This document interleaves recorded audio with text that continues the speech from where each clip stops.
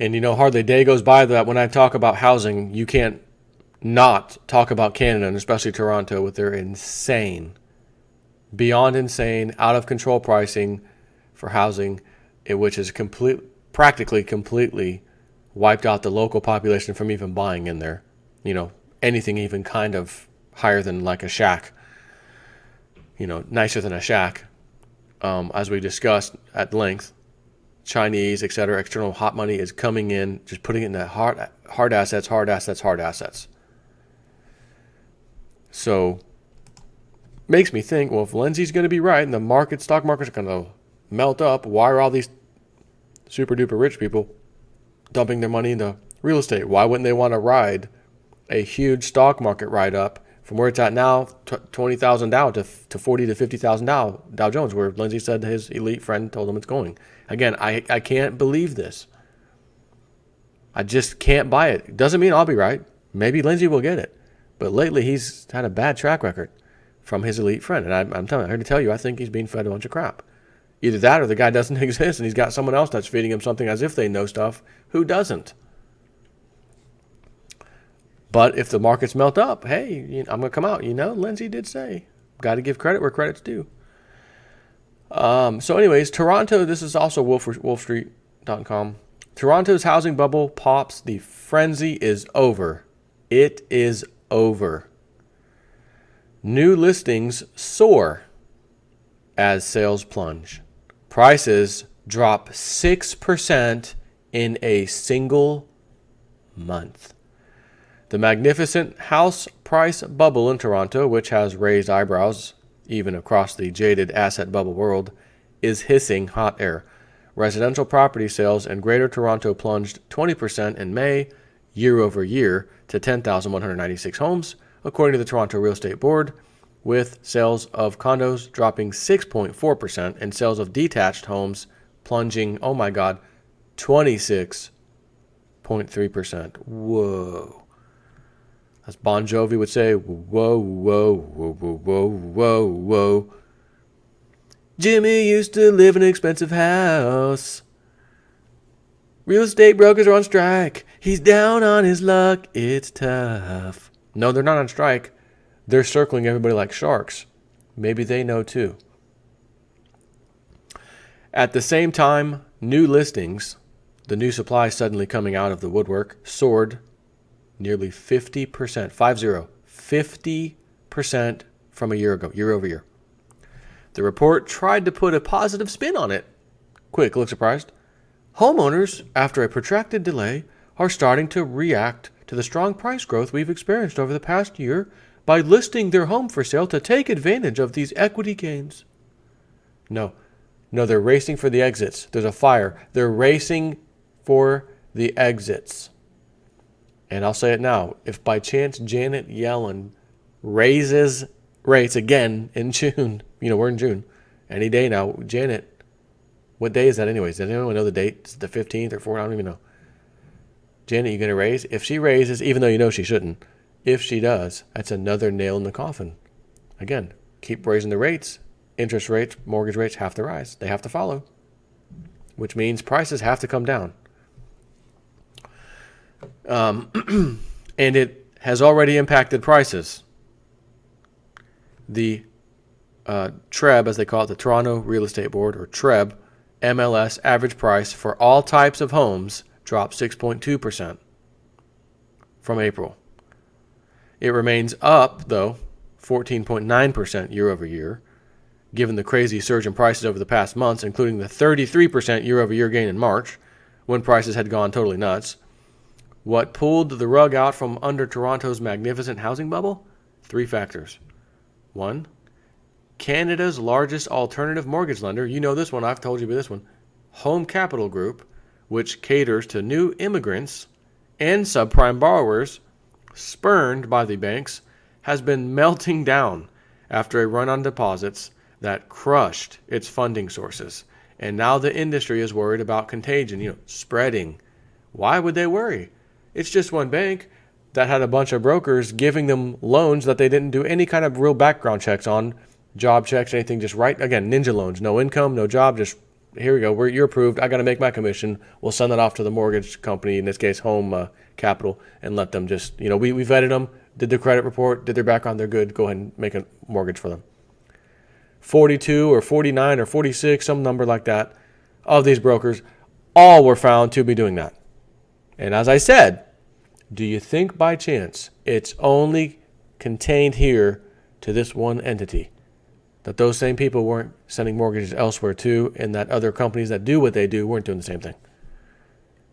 You have a livelihood to take care of, don't you? You have a family? Sure. You have bills? Sure, you have bills, right? Yeah. Oh, I've got bills. You have not an American lifestyle, in this case, Canada. You have a Canadian lifestyle you're trying to maintain, correct? Yes. I got to get mines. You got to get yours. What do you mean? I got to get mines. I need a commission. My normal paycheck doesn't cut it. I've got to get the paycheck plus the commission. And anything that gets put on my desk, I'm approving because I need the money to maintain my lifestyle. And I want to be a big shot too. And since I want to be a big shot, I'm definitely pushing through everything. I want to kill it on the sales board. No morals, no kind of thought of where this ends. 2008 was not that long ago. We don't care. I want my money. It's my commission, and I need it now. So now the industry is worried about contagion. Is it going to spread? You can bet your sweet bottom. 2, so that was one. Number 1, right? There's how many factors? 3 factors. That was 1. Number 2, number 1, number 2. Number 2.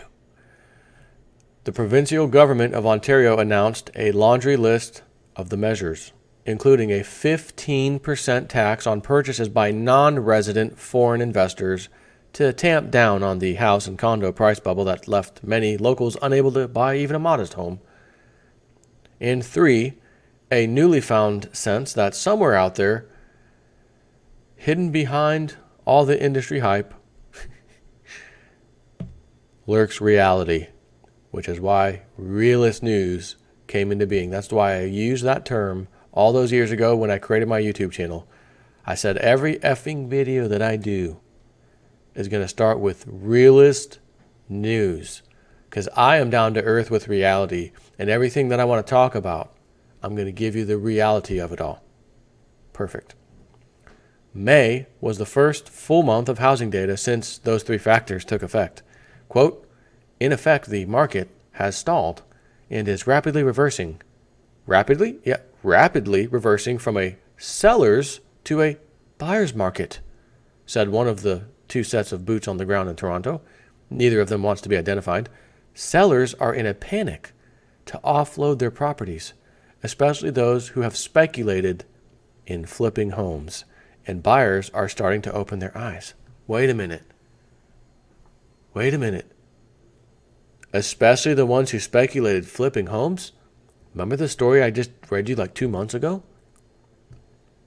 Guy was in Canada, heard about this ridiculous housing, consortium coming and we'll teach you how to flip, and said his tickets were like $150.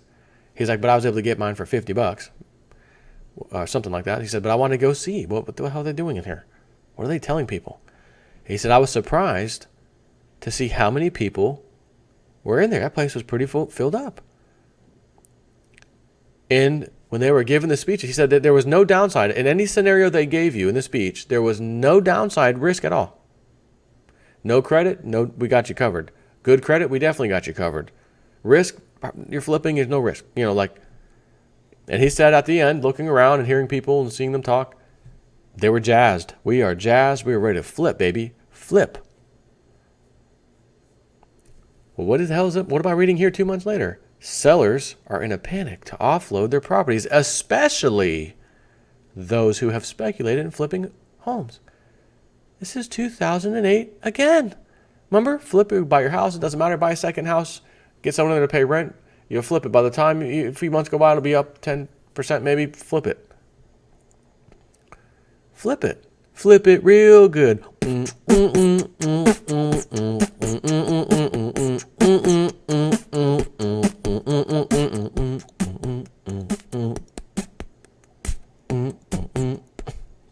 Flip it real good. Evan, you want in on this? Little backup singing. Flip it real good night. Okay, now she's looking at me like I'm some kind of moron. I'll go ahead and continue. So even the flippers are starting to panic, but they just paid $150. They're getting their loans from the banks to flip. I need a flipper's loan. You got a flipper loan? A little bundle? Can you bundle me in a couple flipper loans? Giving the soaring listings in May, Boots on the Ground said it's now common to see several properties with for sale signs next to each other. Really? Boots on the Ground took some sample photos. And you want to see these? You want to see them? I'll show them to you. I'm that kind of guy. Oh, here's a couple. There's 3 right next to each other, directly next to each other. This photo shows 3 for sale on Glenanna Drive. This corner sports 4 for sale signs. The one on the right was knocked down by the wind, actually. 1, 2, 3, and 4. Wow. The real estate industry is still trying to get buyers to bid above asking price by making them believe in ongoing bidding price wars, but the phenomenon of multiple buyers desperately bidding fantasy numbers on a property has disappeared. You know the little sign on top of the for sale sign? You know, after they sold the house, you know, they leave the sign in the yard, and they have a little note, like a little thing on the top that says, you know, over asking price, sold for over asking price. Oh, bidding war? Honey, we live in the same neighborhood. Let's look. Are you telling me the party's over? At least in Canada, Toronto. You don't suppose it's coming here right now, do you? By you know, I'm reading you the articles every day. Numbers down. We've never had these numbers down in May, or they're down in May. These numbers going up are bad if they go up in May. Well, those numbers are going up in May. The party's almost over. Or should I say, not over, excuse me. Party's about to start. It is starting. I'm following a few houses on Zillow. You know, not that I'm going to get one. The one house I said we wanted, it's not happening. But I'm still looking. I got them on my little favorites. Oh, Jason at 4. Price drop. Well, price drop. But you guys just dropped it last month. Dropped it again? Drop it like it's hot. Drop it like it's hot. I guess it's not hot anymore, but they're still dropping it. Oh, boy.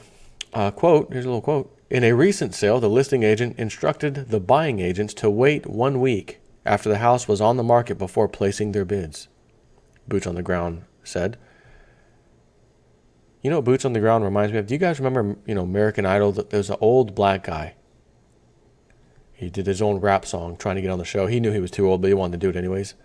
Pants on the ground, pants on the ground. Looking like a fool with your pants on the ground. Talking about how people wear their pants off the backside of their butt.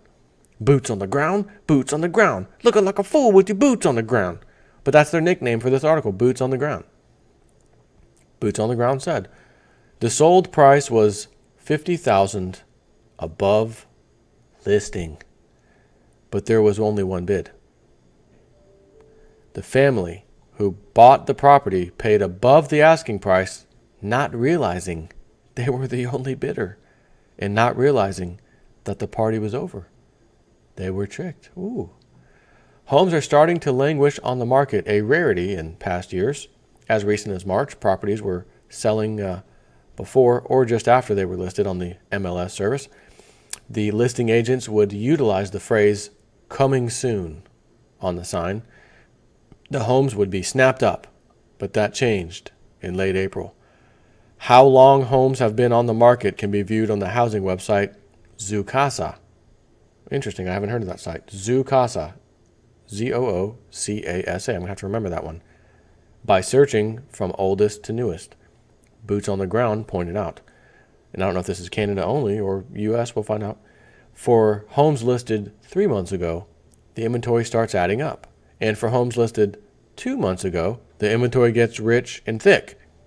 When the market was hot, there was no need to have open houses.